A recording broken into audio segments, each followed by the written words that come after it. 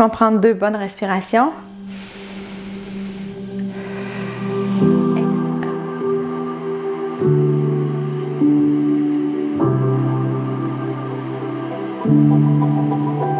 Bonjour à toutes et à tous et bienvenue sur NeuroGym en ligne. J'espère que vous allez bien, j'espère que vous êtes en pleine forme.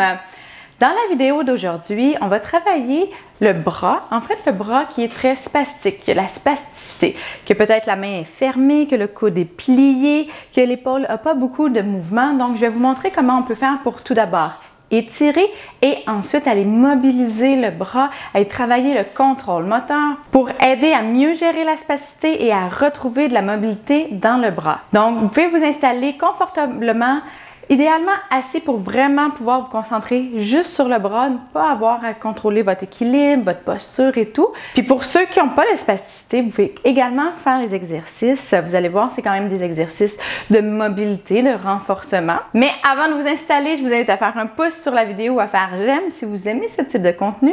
Également, je vous invite à vous abonner à nos différentes plateformes si ce n'est pas déjà fait et à partager un grand nombre de personnes que ça pourrait intéresser et aider. L'objectif, c'est d'aider les gens, donc vous pouvez nous aider à atteindre notre objectif. Donc, merci beaucoup à l'avance pour cela.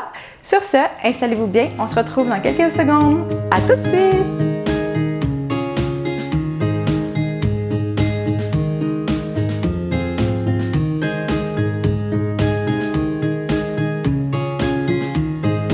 Excellent, j'espère que vous êtes bien installés. Donc, comme je l'ai dit aujourd'hui, je vais vous montrer des exercices pour la spasticité au niveau du bras en général. Donc, je vais vous montrer des exercices pour aller étirer, faire de la mise en charge et aller mobiliser le bras quand c'est spastique. C'est important de se rappeler de faire les exercices très doucement. La spasticité va réagir en fait au mouvement rapide. La première chose qu'on va faire, c'est qu'on va aller ouvrir les doigts. Donc, on va essayer de glisser nos doigts comme ça dans nos autres doigts et d'aller ouvrir et d'aller en extension du poignet comme ça. Okay? On va faire des 30 secondes, mais si vous avez beaucoup de difficultés à ouvrir vos doigts, restez comme ça jusqu'à la toute fin de l'exercice. Donc, on y va.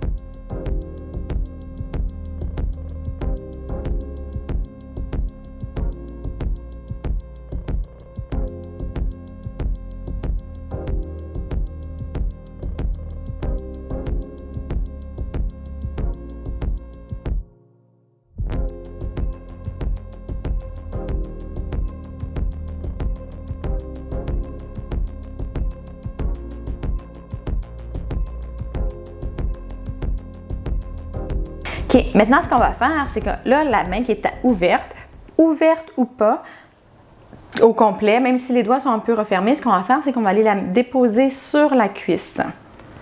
OK? Si vos doigts sont courbés, ce que vous allez faire, c'est essayer de tourner un petit peu le bras pour que les doigts suivent la cuisse comme ça. Ils vont rester avec une certaine courbure. Ils vont essayer de suivre la cuisse. Si vous avez des ongles et que vos bouts de doigts en fait se referment, faites attention que ça ne vous blesse pas la peau. On y va pour 30 secondes.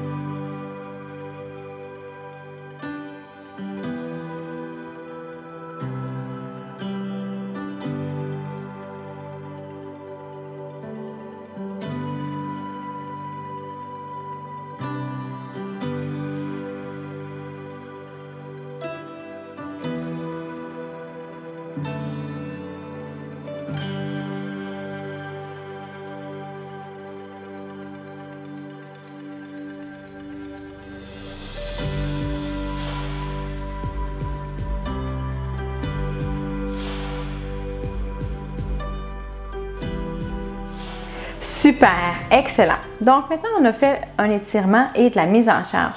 Ça permet, ça envoie des informations sensorielles au niveau du cerveau. Ça diminue un petit peu la spasticité. Pour les gens qui ont beaucoup de spasticité, ça va prendre plus longtemps puis il faut le faire en répétition. Vous allez peut-être sentir que là, vous allez avoir un petit peu plus de contrôle. Moi, souvent, je commence par ça avec mes clients. Donc, on étire, on fait un petit peu de mise en charge, puis après ça, on a un petit peu plus de contrôle, il y a plus de souplesse, puis on peut sortir des schèmes de mouvement. Fait que c'est ce qu'on va faire. Donc là, on va travailler des mouvements spécifiques et isolés au niveau du bras. Sachez que la spasticité, c'est en schème de mouvement. Donc, souvent, bien, comme je l'ai dit au début, au bras, c'est la flexion comme ça. Ce qu'on va faire, c'est puis souvent, il y a la flexion des doigts, du poignet, du coude et de l'épaule également.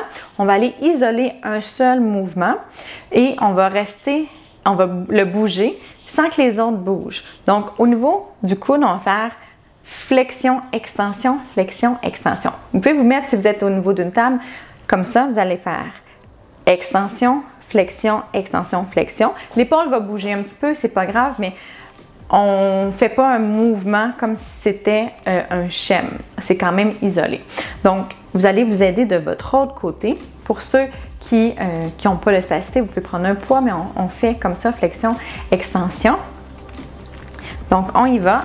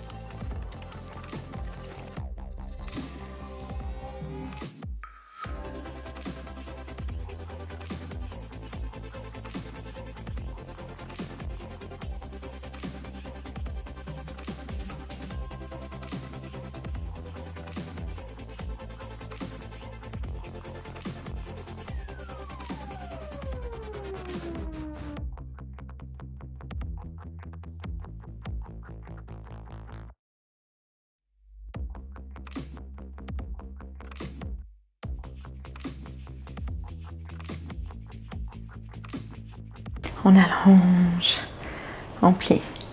Excellent, super. Le dernier exercice qu'on va faire, on va faire de la flexion d'épaule. Les gens qui ont de la spasticité au niveau du bras, beaucoup, souvent quand on demande de faire la flexion, ils vont faire comme ça. Puis là, le poing va s'emmener comme ça. Le bras, en fait, va aller en abduction. C'est très difficile de faire la flexion devant. Puis, s'ils font la flexion devant, souvent le coude, le bras, tout ça, ça va se plier beaucoup. Là, on veut truquer un petit peu le cerveau. Ce qu'on va faire, c'est qu'on va maintenir le bras en extension. On va lui empêcher de faire de la spasticité, d'aller en flexion au niveau du coude et on va faire la flexion d'épaule. Pas sur leur côté, mais devant. C'est vraiment bien important.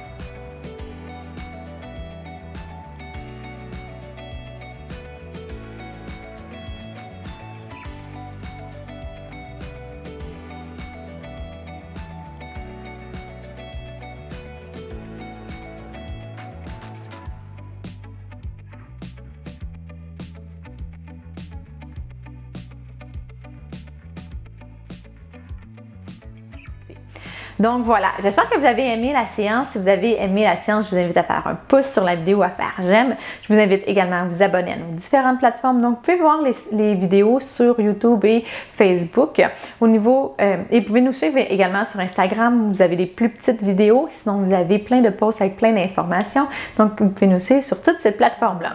Et je vous remercie à l'avance. Et sur ce, je vous dis un grand merci de nous suivre et de faire les exercices avec moi. Je vous souhaite une excellente journée et j'ai très hâte de vous revoir dans une prochaine vidéo. Au revoir!